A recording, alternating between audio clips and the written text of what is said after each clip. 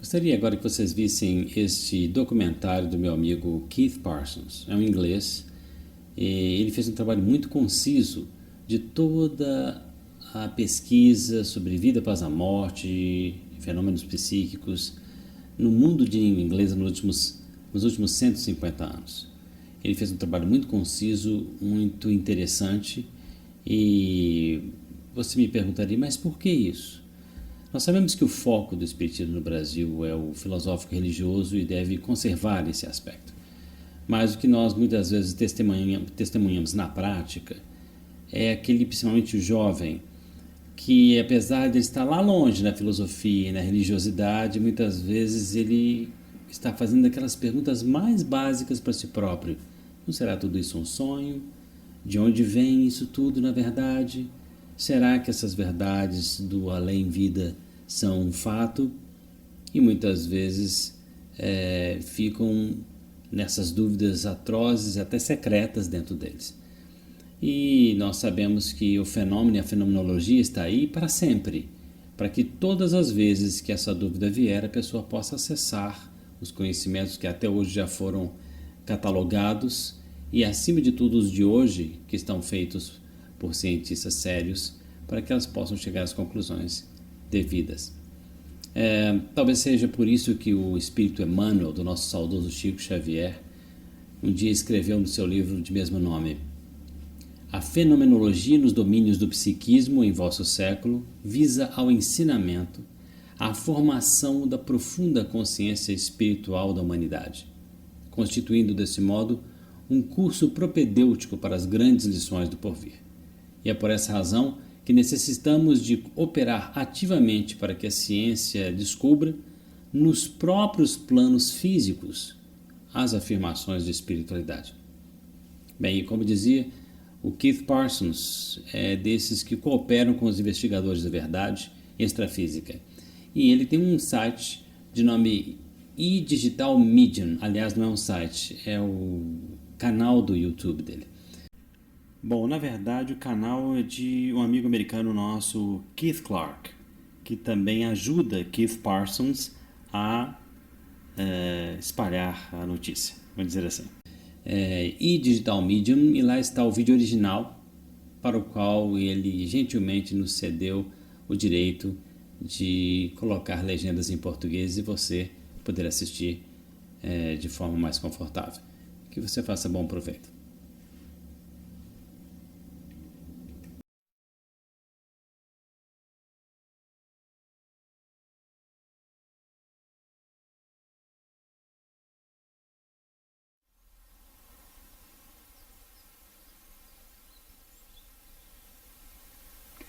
Every religion on earth believes in an afterlife, a spirit world, and television takes religion seriously. But for the rest of its output, the spirit life is really regarded as, well, so much bunk and fit only for entertainment. So we get spooky movies with scary music, mental mediums entertaining large audiences by contacting the dead, and illusionists who try to assure us that there's no such thing as psychic phenomena, as demonstrated by their clever tricks. And when the paranormal is taken seriously, well, it's the skeptics who win the day. Materialism is all. But you know, there is another side to this story. Little known evidence that our consciousness really does survive the death of our bodies.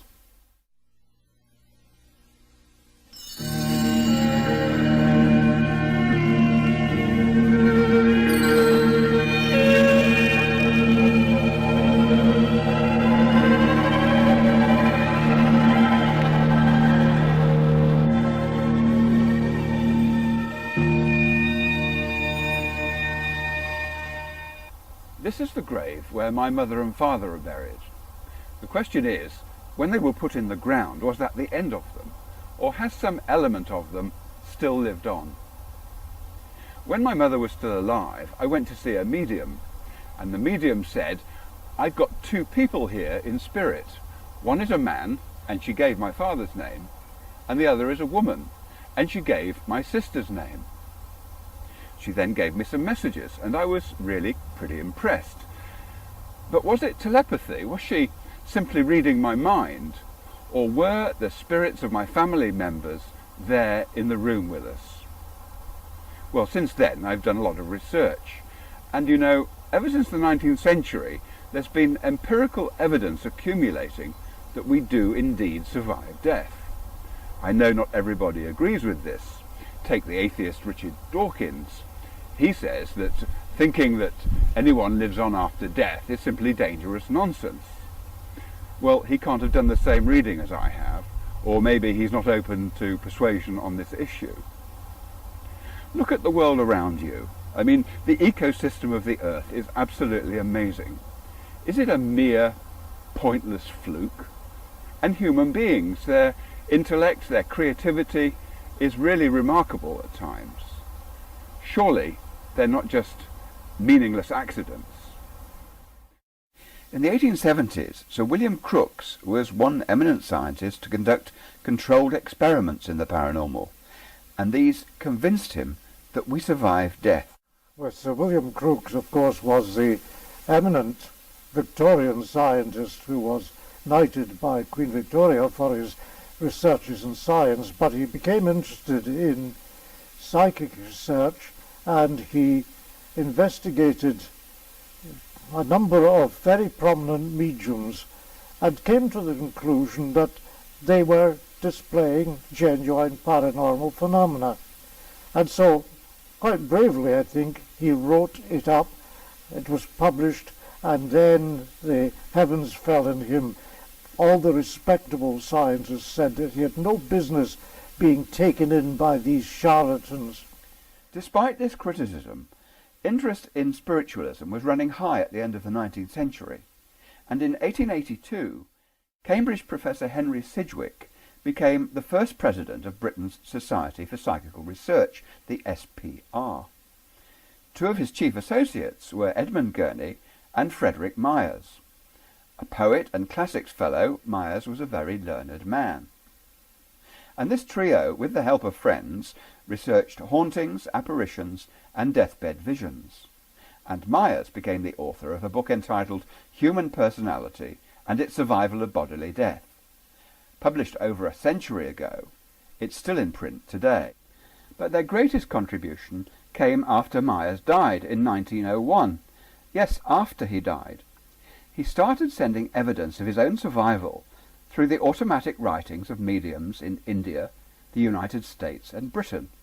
These people lived thousands of miles apart, they didn't know each other, and they couldn't collude.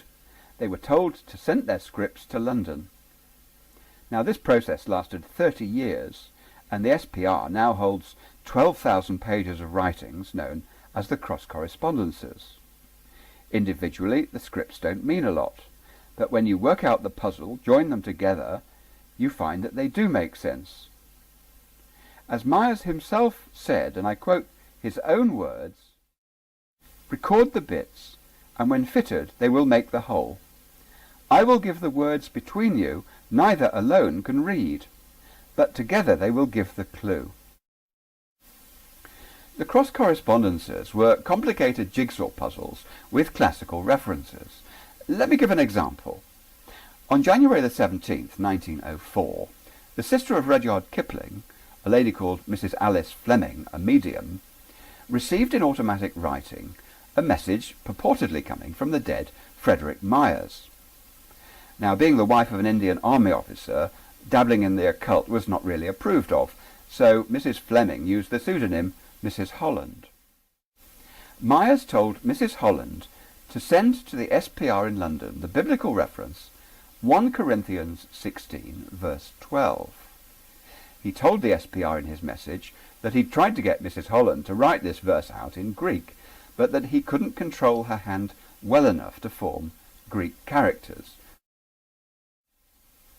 On the same day, thousands of miles away in England, another medium, Mrs. Margaret Verrill, did receive the verse, and she wrote it down, and this is what it said. "Watch ye, stand fast in the faith, quit you like men, be strong." And here is that inscription that Frederick Myers used to walk under every day while he was here at Cambridge University. On another occasion, Myers gave to the medium Mrs. Piper in Boston, Massachusetts, a list of 40 references to the mythical River Leith in Ovid's poem Metamorphoses. The River Leith is the river of forgetfulness in Hades, but Mrs. Piper was not sufficiently educated to know that. 10 months later, Mrs. Willett in England was sent a list of 40 references to the River Leith from Virgil's Aeneid. Well, when challenged why had he given 2 lists to 2 separate mediums, Myers' reply was that he wanted to prove that this was not a case of telepathy, that he, Myers, on the other side, had selected the references. My final example of a cross-correspondence again involves Mrs. Holland in India. She received in automatic writing a message from the dead poet Roden Noel, who in fact was unknown to her. The message said to ask A.W. what the date May the 26th, 1894 meant to him, and if he didn't know he was to consult Nora. Well, Mrs. Holland made nothing of this, so she sent the message to the SPR in London, and there they worked out that A.W. was Dr. A.W. Verrill, and Nora was Dr. Eleanor Sidgwick, and the date given by Roden Noel was the date of his own death. None of these cases could have happened if the destruction of the brain was the destruction of the personality. It was only reasonable to suppose that they were doing this on the other side to show that they were actually still in existence, still had their memories, still had their intelligence. Survival is now a sufficiently well-established fact to be beyond denial by any reasonable person.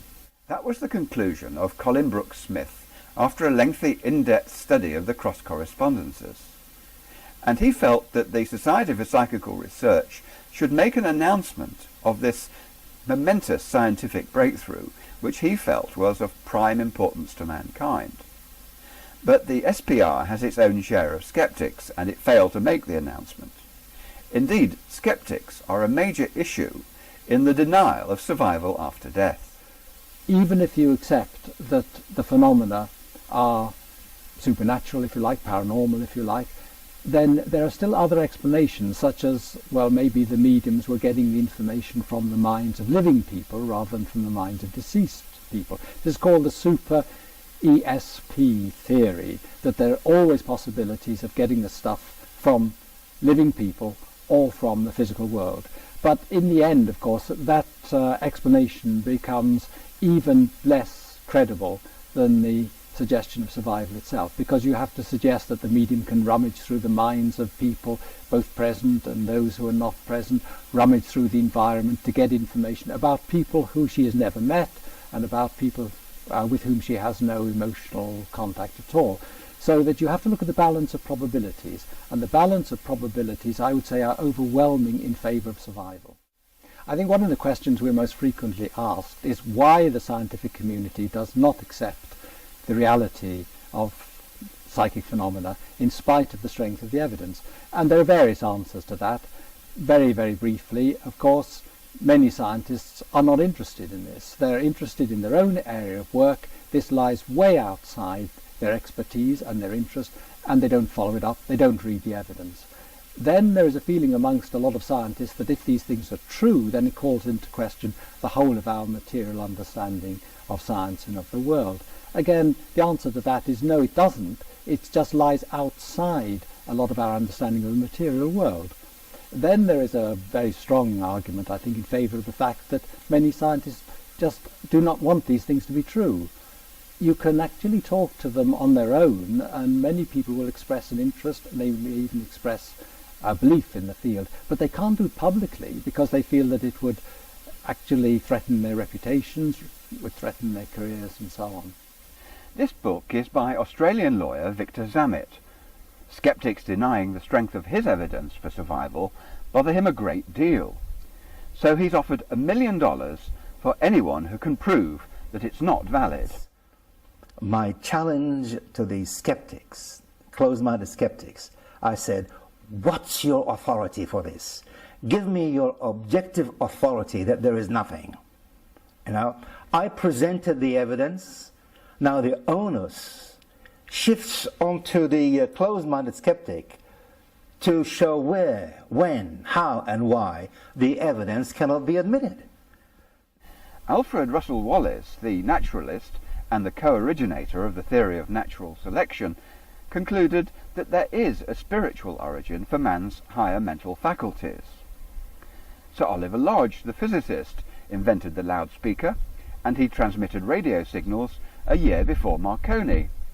The principal of Birmingham University, his investigations left him in no doubt that we survive our own demise. Thomas Alva Edison, creator of the light bulb and the phonograph, worked on a machine to allow direct communication with the dead. And so did John Logie Baird, the inventor of television in 1925, and colour television and video recording as early as 1928. So if leading scientists say there's another dimension after death, shouldn't we take it seriously too? I'm not talking simple religious faith here, I'm talking about the empirical evidence, and we're really talking about the physics of reality.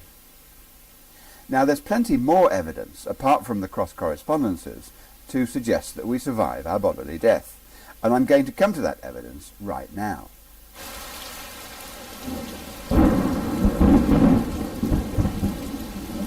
Between 1914 and 1918, over 9 million soldiers died in the Great War. Against this backdrop of wholesale slaughter, a single life may seem insignificant, but not to their families. And these soldiers are remembered at war memorials across the globe. This is Nottingham High School for Boys, and behind me you can see their war memorial. It lists the names of over 200 students who died in the First World War. 2 of them were brothers, Eric and Tom Whitlock, and it's Tom who concerns us here. He died in action on the 24th of August 1916. He was only 20 years old. 34 years later, he communicated at a séance in Cambridgeshire in July and then again in December 1950, and then again in 1952. Now, nobody attending these séances knew anything about Tom, which is why he's known as a drop-in communicator. But he gave several details about himself, and these were subsequently verified by research. It was found that documentary evidence was spread across several sources, so it's very unlikely that fraud or telepathy or even super ESP can explain this phenomenon. He gave his name. He said he was in the Scottish Battalion of the Northumberland Fusiliers. He gave his rank as second lieutenant. He gave the date he died in action as the 24th of August 1916. He said he lived in Nottingham, and he said his mother was on the other side with him. This is a picture of Tom from the school archive. This really does suggest that Tom Whitlock was a spirit communicating from the other side. The official list of officer fatalities showed that Whitlock was indeed a second lieutenant in the Northumberland Fusiliers, so the information he gave was correct. And just the same with his death certificate. This shows the date of death that he claimed it to be. And as you can see, his name appears on the roll of honour at his old school. There's far more detail in this case, and I'm just going to have to skip it. But for many people, this provides excellent proof of life after death. It's stronger because the séance members had never heard of him before. In years gone by, when it was necessary to protect the interests of the family, the names in this case were changed, and it was known in the literature as the Harry Stockbridge case. This is the pretty village of Scole, deep in the English countryside in Norfolk. It was here in 1993 that a series of seances took place that many people argue provide definitive proof of life after death. Behind me is Street Farmhouse, where the home circle sat twice a week for 5 years. The mediums were Diana and Alan Bennett, and Sandra and Robin Foy. This book summarises what happened at Skull under the observation of 3 investigators from the Society for Psychical Research. Professor David Fontana was one of that trio. There were materializations, there were lights, there were voices, we were touched by so-called spirit hands, we were able to actually shake hands with so-called disembodied spirits. We had information coming through the mediums about facts that they would not normally have known because these related to the history of the SPR and so on. So when you put the whole lot together, it's rather like a bundle of sticks. You might break one stick, but if you put a bundle together, it becomes harder and harder to break it. In other words, it's harder and harder to explain that full range of phenomena that we experienced. We had apports, which were little gifts brought by spirit people for us. There were over 80 of those over the period of the experiment. We had psychic photography, which ran on after the still photography into video photographs, where spirit people were able to put their image on the photograph itself. We had spirit lights, which eventually were used for healing, effective healing, as they entered a patient's body. We had materialization, spirit people. Overall, there were so many different things. Engineers and mathematicians, criminologists and psychologists, astrophysicists from NASA, and even a stage magician witnessed these physical manifestations, either in the village of Skull or when the group went abroad to demonstrate their work. But was it fraudulent? Well, there was absolutely no way that fraud could have occurred, because I was a witness to this over 5 years, as was my wife, and we saw over 1,000 hours of physical phenomena during that period. The fact that we weren't searched personally was basically because the researchers never actually asked us to be searched. We would have complied with that without any problem, but also they did have the opportunity and used it to search both the séance room before and after each sitting they attended. All that I can say is that, particularly in the case of Skull, but in other cases that I've investigated, not only have I no doubts as to the honesty of the people who are involved in the case, but also you can set up sufficient controls to virtually eliminate the possibility of fraud. You can also suggest that magicians, conjurers, call them what you like, could be given all the opportunities to duplicate the phenomena under the same circumstances in which we saw them, and see if you get any takers. In fact, in our experience, no, although we've invited conjurers to come along and try the same thing, we'll give them every help, but we haven't found a single taker. The supervision by scientists ensured that the phenomena were of great scientific interest. Take a look at this. Is this a photograph from the afterlife? From another dimension? These photos, and many more like them, were produced without a camera. Spirit scientists on the other side allegedly imprinted them onto film supplied by the SPR. This remained sealed in its factory wrapping during the séance and kept inside a padlocked box. The investigators developed many of the films themselves, so the mediums could not cheat. But critics of Skull have found fault with the padlocked box design. And compare these. This picture came from a Skull séance, while this similar photo comes from film manipulated by skeptics using ordinary methods to suggest there was fraud. But that hardly accounts for this picture of otherworldly pyramids, or this one scrawled with, "Can you see behind the moon?" Or these shots taken from Skull video. One shows a man's head floating in a bubble, possibly in another dimension, and this other one looks remarkably like the face of an alien. Then there's a single photograph over 1 metre long. It's reminiscent of the cross correspondences. It's as though Frederick Myers, dead for over 90 years, had come back especially to create a puzzle on a print. The name Diotima is the Greek goddess of love, reflecting Mayer's classical interests. A sentence in French says, "It is but the first word that counts," and that comes from his book Human Personality and its Survival of Bodily Death. Then there's a Myers poem, which begins, "That hour may come when earth no more can keep tireless her year-long voyage through the deep." Next comes a passage in Greek that says, "It is not yet apparent what we will become."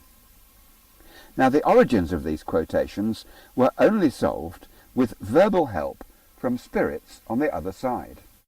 But the Skoll experiment produced other marvels. For example, there was one print which showed a design for a gadget to enable spirits to communicate with people on Earth without using a medium. The trouble was, when it was built, it didn't work properly. So an additional film was provided by the spirit side, adding 2 more coils. Now here's the weird thing. That coil photograph was signed TAE, the same initials as Thomas Alva Edison, who died in 1931. But he was known, when alive, to be working on such a device. Now the signature was sent to the Edison Foundation in America without revealing its origin, and they confirmed that it looked like his writing. The signature on the right, you can see, is Edison's when he was alive, and the other signature could be his when he was dead.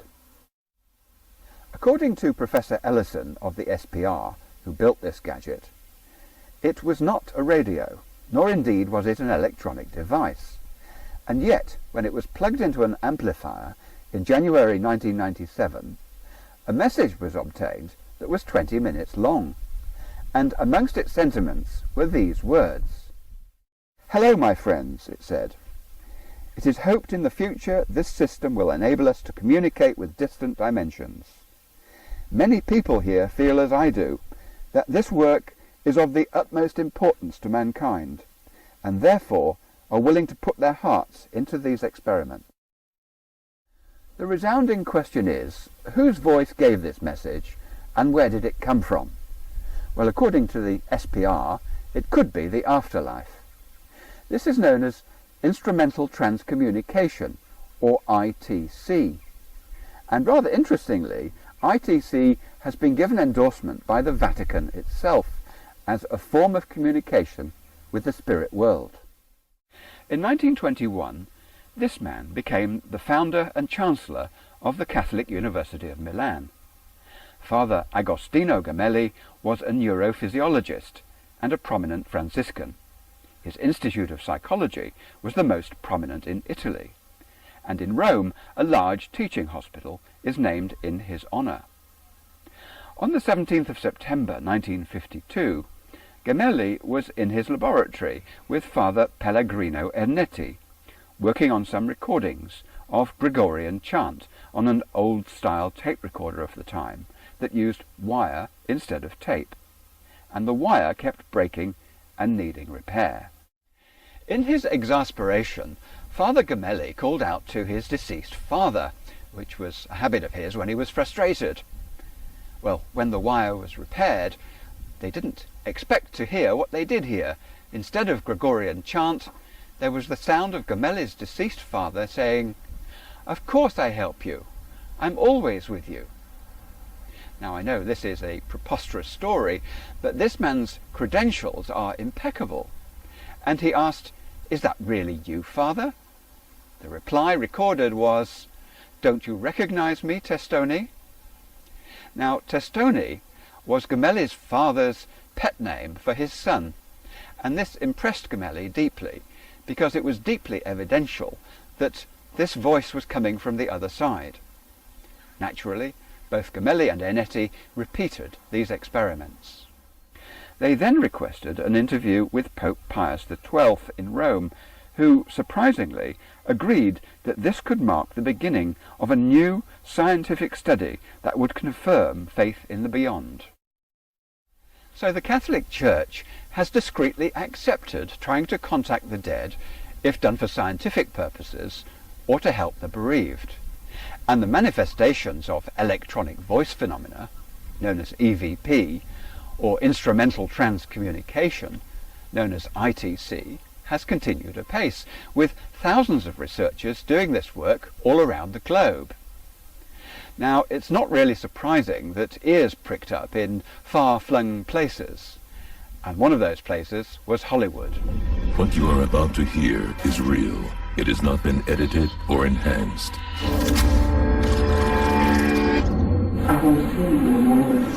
It is the voice of Ruth Baxter. This voice was recorded in August 2003. Ruth Baxter died in 1987. Electronic voice phenomenon, EVP, is the process by which the dead, through sound and image, communicate with the living through the static and white noise of modern electronic devices.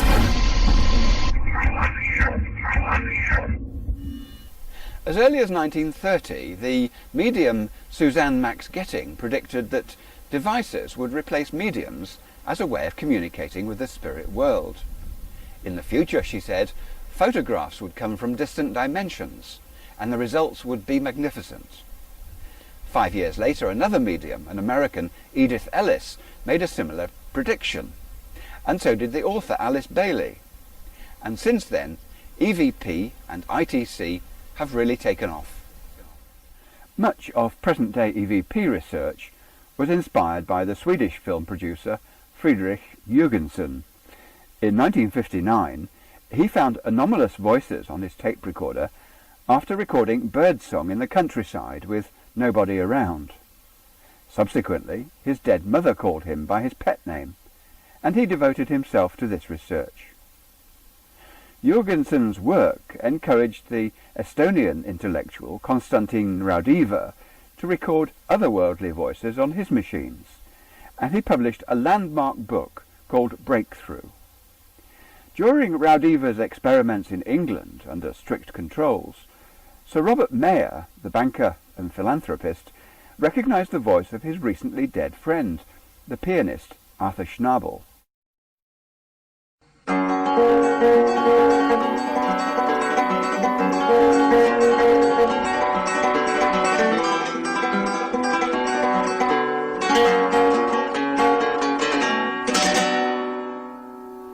This is the province of Galicia in the far northwest corner of Spain, facing onto the Atlantic Ocean.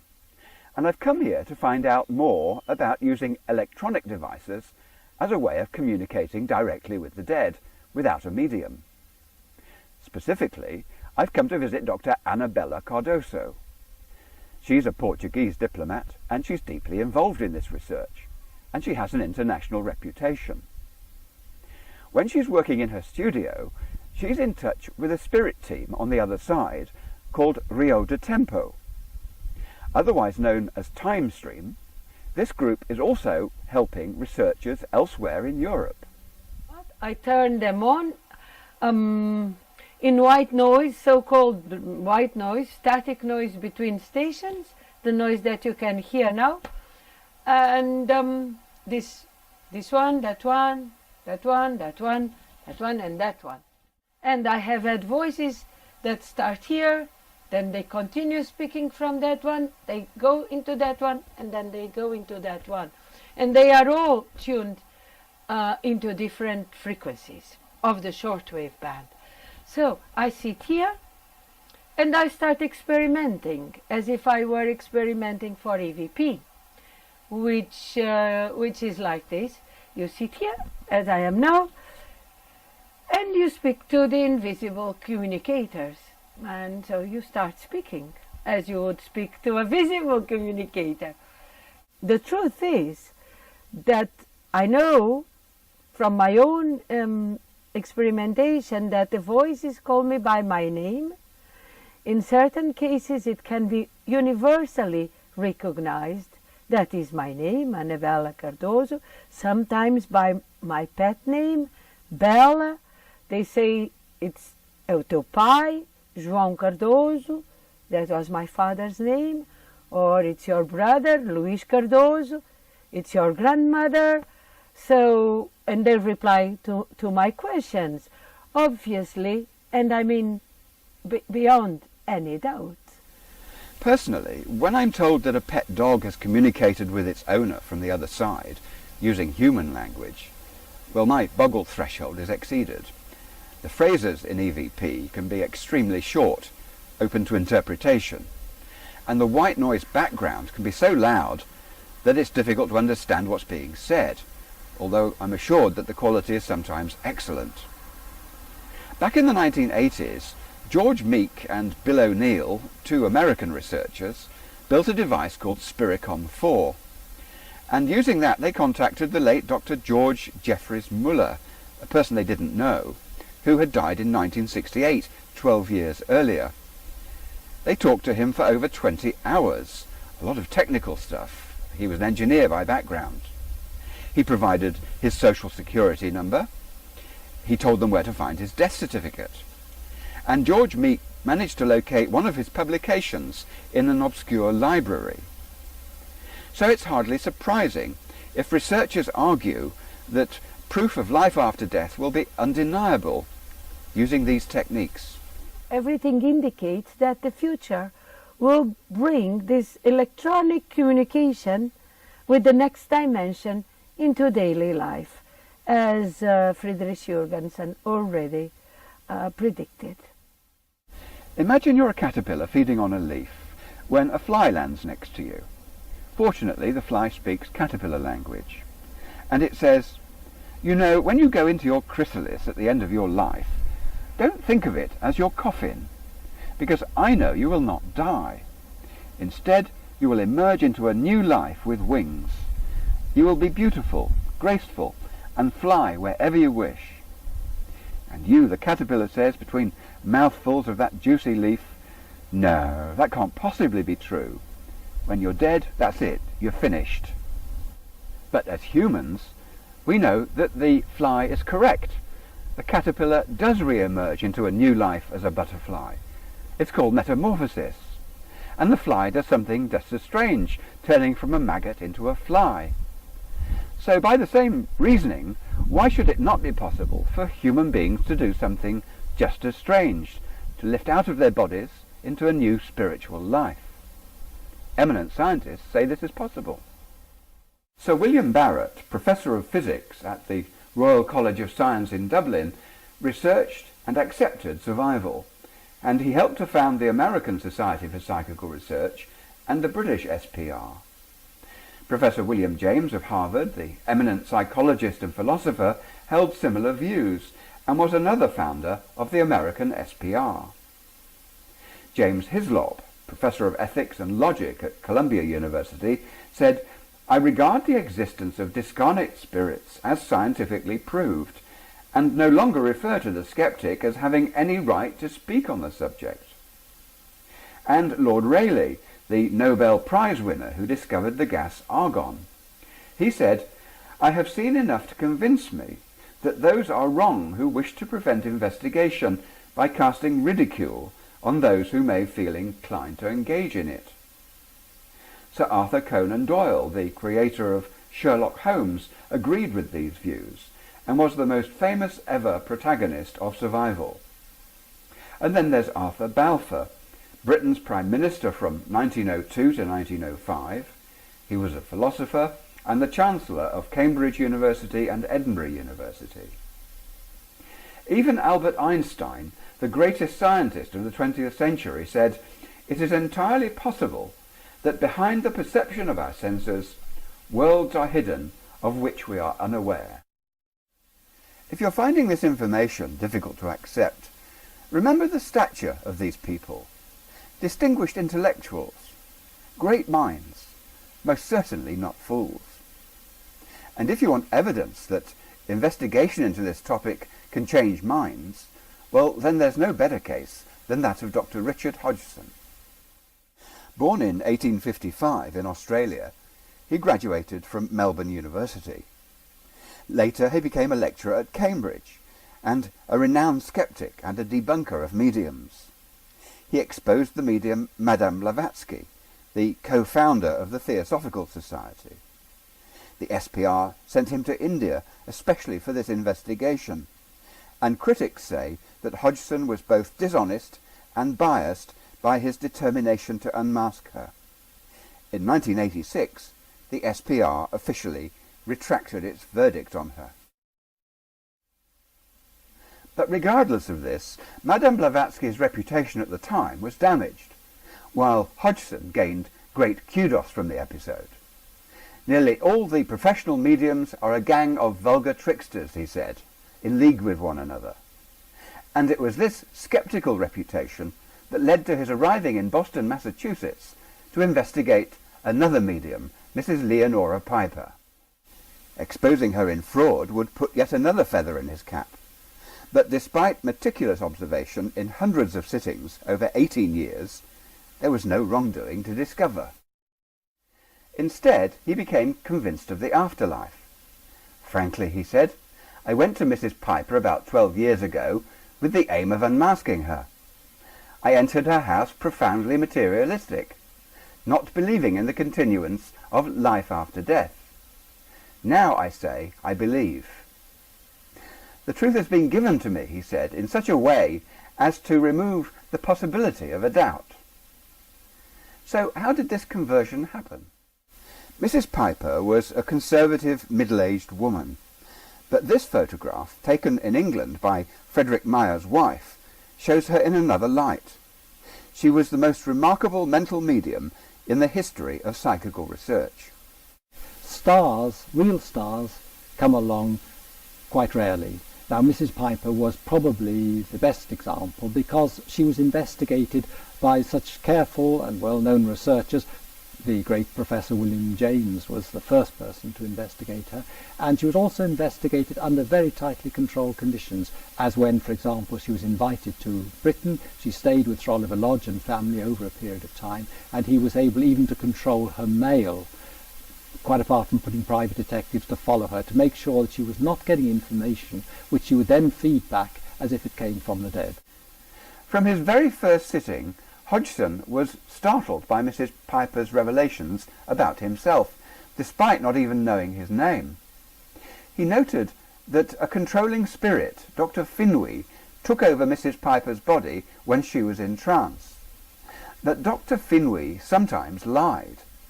So Dr. Hodgson saw Finway not as a discarnate spirit, which is what he claimed to be, but as a secondary personality of Mrs. Piper's own subconscious, possessing nonetheless incredible telepathic powers. Since Hodgson had no proof that Dr. Finway had ever lived, why should he not be part of his subconscious? Then, in 1892, a strange thing happened.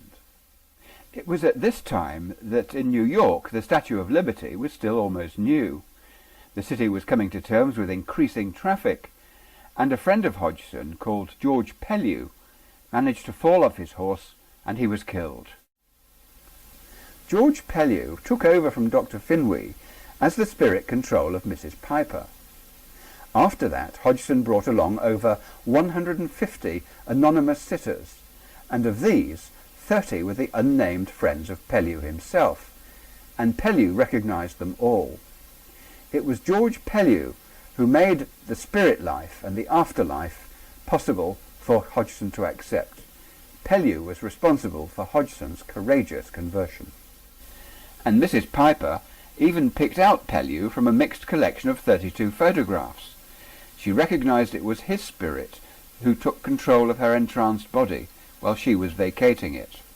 Hodgson said of Pellew, the continual manifestation of this personality, so different from Finway, with its own reservoir of memories, and its swift appreciation of references to his friends, and its little give and take in incidental conversations with myself, has helped in producing a conviction of the actual presence of Pellew, which it would be quite impossible to impart by a mere enumeration of verifiable statements. When Dr. Hodgson died in 1905, aged only 50, Professor William Newbold of Pennsylvania University took over the investigation of Mrs. Piper, and amazingly, Hodgson himself began communicating through Mrs. Piper. Communicating from the other side, he told Professor Newbold, "I find now difficulties such as a blind man would experience trying to find his hat. I'm not wholly conscious of my utterances because they come out automatically. I understand so much better the modus operandi than I did when I was in your world. Perhaps that explains why Dr. Hodgson preferred to express himself through automatic writing rather than through the voice of Mrs. Piper. Mrs. Piper's mediumship was truly remarkable. She could let one spirit use her hand in automatic writing, while a different spirit simultaneously spoke through her voice. She was never caught in fraud, even when the SPR set private detectives on her, both at home in the United States and during a visit to England. After great service to psychical research, she died in 1950. According to the materialistic view, consciousness is the product of the 3 pounds of tissue inside your skull, and when your brain dies, that's it. Death is annihilation. And yet there's impressive evidence from near-death experience studies that we can perceive things outside of the human torso. The most famous case is that of Pam Reynolds of the United States. BBC Television, the Discovery Channel, and the National Geographic Channel have all made programs about her, interviewing the surgeons, the researchers, and Pam herself. She had a dangerous aneurysm deep within her brain which was threatening her life. To treat her, they had to stop her heart. They had to drain the blood out of her head and keep her body at a low temperature while they worked. By any standard, she was dead on the table. And yet from the operating theatre ceiling, she looked down at what the surgeons were doing to her. And then she went into an afterlife dimension where she met dead relatives. Afterwards, she described instruments and incidents that she couldn't possibly have seen given her condition. At some point in time, I was reminded that it was time to go back. Of course, I had made my decision to go back before I ever laid down on that table. But, you know, the more I was there, the better I liked it. And my uncle was the one who brought me back down to the body. But then I got to where the body was, and I looked at the thing, and I for sure did not want to get in it, because it looked pretty much like what it was, as in void of life. This is a classic near-death experience occurring under extremely monitored medical conditions where every known vital sign and basically every clinical sign of life and death was being monitored at the time. And that's what makes her case so remarkable and so valuable to us. Now, many scientists say this is simply impossible. But how can our unitary sense of self come about from an essentially electrochemical process? To say a non-conscious process results in awareness has yet to be proven. Many philosophers, including Plato from ancient Greece and René Descartes from 17th century France, argue that mind and brain are separate entities, with the brain acting as a kind of radio receiver or a mediator for the mind, instead of being the physiological originator of thought. No purely biological mechanism has yet shown how the brain creates awareness, or even where it stores memory. It's true, MRI scans show a correlation between brain activity and different mental states. Specific thoughts, memories, and emotions activate multiple groups of brain cells, often located in different parts of the brain. But this does not prove that brain cells themselves produce thoughts. Then there's the problem of free will. If an electrochemical process is a prerequisite of consciousness, then how do we have free will? If a biological process precedes any decision we make. Take an amoeba, a single-celled organism, so it has no brain cells. Yet it can swim, it finds food, it learns, and it multiplies. So brain activity does not underlie its survival strategy. In 1980, there was a mathematics student at Sheffield University with an IQ of 126. Yet a CAT scan showed that he had virtually no brain at all. Instead of 2 hemispheres filling his cranial cavity, he had about 1 millimetre of cerebral tissue covering the top of his spinal column. And yet he lived a normal life, and he got a first-class degree in maths. This led Professor John Lorber to ask, do humans need their brains at all? The student's brain weighed about 50 to 150 grams, instead of the usual 1.5 kilos. In Marseille in 2007, a civil servant was found with up to 75% of his brain missing. I think the types of cases Lorber identified, people with severe hydrocephalus who have virtually no brain tissue left and yet have normal IQs, tell us that our normal ways of thinking about how the brain relates to mental function are grossly inadequate. If we seem to be able to function quite well in terms of mental faculties with little brain tissue, then we need to rethink what is the relation between brain and mind. So could consciousness be a fundamental quality of the universe, like mass or gravity in physics, an independent scientific entity? And if mind is not dependent upon the brain, then survival of consciousness after death becomes more understandable. Sir John Eccles, the Nobel Prize winner for his work on brain synapses, was one of the 20th century's greatest neuroscientists. The unity of conscious experience, he argued, was provided by the mind and not by the machinery of the brain. Look at all these books on life after death and the paranormal. It's only a fraction of what's available, but each book is a testament to survival, although admittedly some of them are more scientifically based than others. And you can criticize some of the contents of these books. But taken together, they provide a mountain of material which only a skeptic would conclude amounts to nothing at all, not one jot of it. Personally, I'm impressed by much of the evidence in books like these, and the intellectuals I've mentioned in this program have also found adequate evidence upon which to base their conclusions. You know, there's an increasing number of scientists who believe that if there's going to be an effective theory of everything, well then it's going to have to include consciousness as one of its elements. And that rather puts in perspective the current work of physicists who are trying to join up relativity theory with quantum mechanics, string theory, and the Big Bang. If consciousness is not a part of their conclusions, not a part of their theories, well, can they really be successful? As Max Planck, the founder of quantum theory, said, science cannot solve the ultimate mystery of nature, because in the last analysis, we ourselves are part of the mystery that we're trying to solve. But that won't stop people from trying to understand reality as best they can. In my view, the tide is turning against pure materialism. Give it 20 years, and I think we'll see the start of a paradigm shift, in which spirit and other dimensions are regarded as an essential part of understanding reality.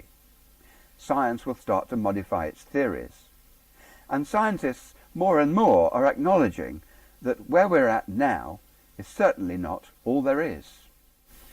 As the free-thinking writer Victor Hugo put it, an invasion of armies can be resisted, but not an idea whose time has come. The question of consciousness and whether the universe is essentially conscious is absolutely fundamental now to physics. There are many theories, and certainly Eastern theories, which argue that this is so. It looks as if the West may be going that way.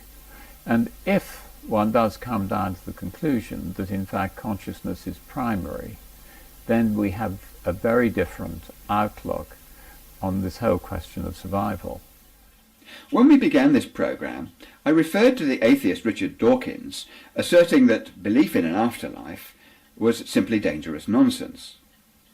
But if consciousness does survive death, then Dawkins would be incorrect. And in this program, we've seen 6 different kinds of evidence, all suggesting the survival of spirit. The Australian lawyer Victor Zammit says that the 24 chapters of supportive evidence in his book has yet to be refuted. So you decide, is it dangerous nonsense? I don't think so.